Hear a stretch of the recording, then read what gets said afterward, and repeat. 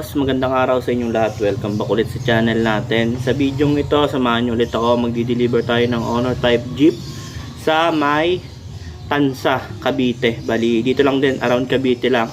And nandito tayo ngayon sa Talyer. Ayan. Bali, ito nga pala yung i-deliver natin. Pakikita ko sa inyo. And bago yan, ito muna.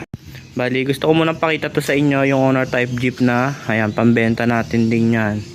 Ayan, kung mapapansin niyo, wala pang bubong. Ayan, ano pa lang, yung pinaka kabitan pa lang ng bubong. Ayan, pero nasukatan na yan.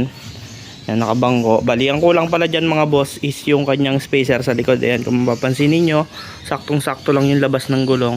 Ang maganda kasi sa Tamiya mga boss, may nakausli ng konti yung gulong para magandang tingnan at mukhang barako tingnan. Bali, yun lang ang kulang dyan. And yung kanyang rehistro, inaantay na.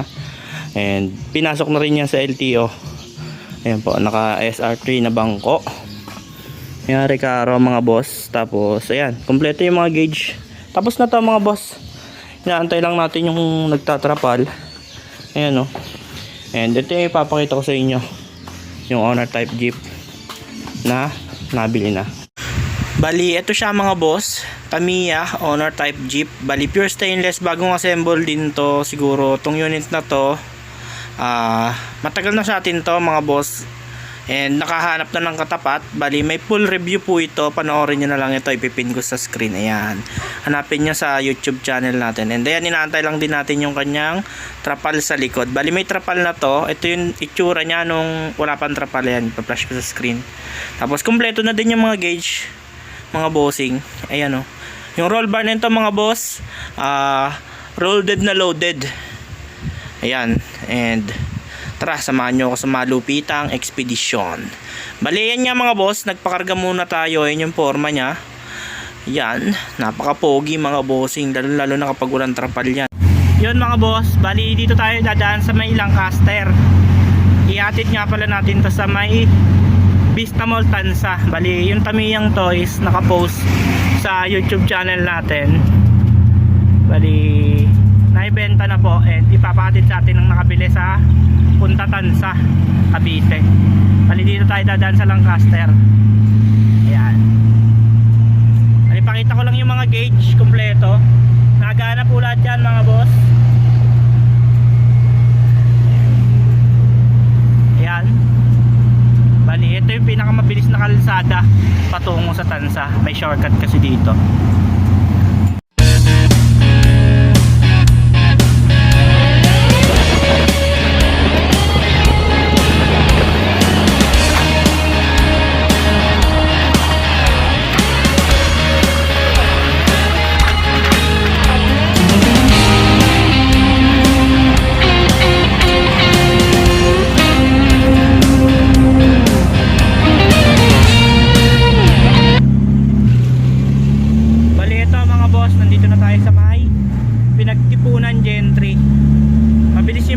Kasi puro shortcut yung dinaanan natin na lugar.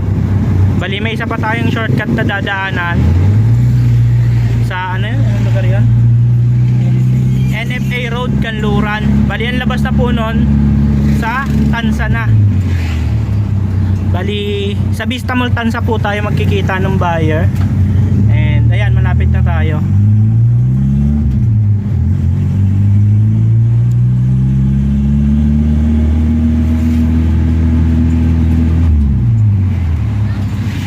Bali, ito mga boss, yung dadaanan natin papunta sa Vista Mall Tansa. Yan, ito yung shortcut. Oh, bali, ito nga pala yung ito, matagal na kalsada na po mga boss. Dito sa General Trias, ang tagos po nito is 13 Martires.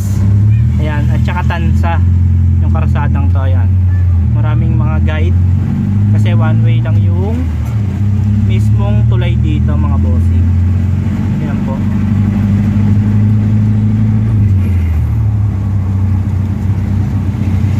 Ayan, bali pag tinumbok to, konti na lang yung babaybay natin papuntang Vista Mall Tansa. Bali, ito na po tayo mga boss. Bali, ito na po yung pinakatagos ng shortcut na binaanan natin. Sa Vista Mall Gentry ba? Tansa. Bali, Vista Mall Tansa mga boss. Hanapin na lang natin yung location ng may-ari. Bali, dito tayo magkikita sa may Vista Mall Tansa. Yan, bilis ng biyahe natin. Check muna natin yung mga gauge mga boss. Temperature, normal naman. Okay pa naman yung kanyang gasolina. And ayan, nandito tayo mga boss. Tatawagan lang natin yung may-ari para kitain tayo.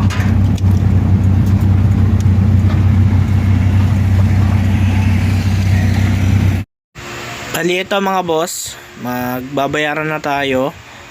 And ayan, bibilangin muna natin yung pera dahil nagdeposito lang sila sa atin nung pinuntahan nila yung Honor Type Jeep. And dito na po yung kabuuang bayad nung naihatid na namin yung Honor Type Jeep. Bali, binibilang muna natin yung pera na ibinayad nila. Bagamat sakto, kailangan pa rin i-double check para sigurado ang ating trabaho mga bossing. Bali, mamaya papaliwanag ko kay ma'am yung mga ilaw, switches at saka yung mga dapat pangalagaan sa sasakyan. Tapos big shoutout din po kay Ma'am Jennifer ng Tansa Cavite. Bali, yung lugar po nila is malayo pa doon sa may Vista Mall Gentry. Bali, yun lang po yung pinaka landmark nila. Bali, napag-usapan namin ni ma'am, bali dito lang po pala dinala yung Honor Type Jeep sa Tansa, pero iuwi ito ng Katanawan, Quezon.